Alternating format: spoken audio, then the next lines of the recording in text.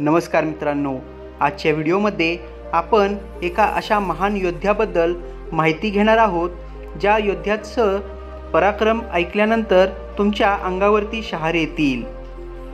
छत्रपती शिवाजी महाराजांचे पुत्र छत्रपती संभाजी महाराज यांनी आपले अनेक सवंगडी गोळा केले होते। त्यांच्यासाठी जीवाला जीव देणारी बरीच माणसे होती आणि त्यामध्ये त्यांच्यासाठी अत्यंत प्रिय असलेले एक योद्धे होते। त्यांचं नाव होतं रायप्पा महार। रायप्पा महार हे छत्रपती संभाजी महाराजांचे अगदी निकटचे असे खास सेवक होते।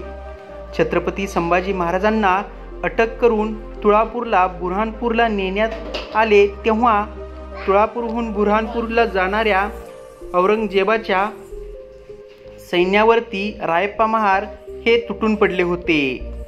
रायप्पा महार यांना छत्रपती संभाजी महाराजांवर होणारा अन्याय कदापि सहन झाला नाही।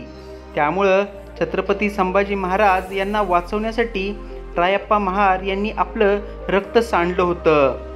छत्रपती संभाजी महाराज आणि रायप्पा महार यांची तशी लहानपणापासूनच मैत्री घट्ट होती। रायप्पा महार हे तुळापूर जवळील तव या गावाचे रहिवासी होते। रायप्पा महार शंभूराजांच्या अंगरक्षक पदावर नियुक्त झाले होते। शंभूराजांवरती त्यांचा मोठा जीव होता। रायप्पा यांच्या पराक्रमाची दखल घेऊन शंभूराजांनी त्यांचा मान सन्मान देखील केला होता। ज्यावेळी छत्रपती संभाजी महाराज यांना औरंगजेबाच्या सैन्याने फितुरीने कैद केले त्यावेळी त्यांना वाचवण्यासाठी बरेच जणांनी प्रयत्न केल्याचा देखील इतिहास आहे। मात्र त्यावेळी औरंगजेबाच्या लाखोच्या फौजेला आणि त्याच्या भयंकर अशा तोफांना कोण सामोरं जाणार हे देखील अवघडच होतं।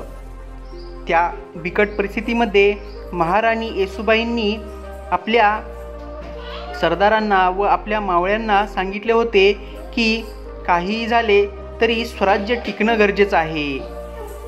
मी काहीही झाले तरी माझ्या राजाकडे जाणार असं त्यावेळी रायप्पा महार यांनी महाराणी येसूबाईंना ठणकावून सांगितले। महाराणी येसूबाईंनी स्वतःची काळजी घ्यायला सांगितले।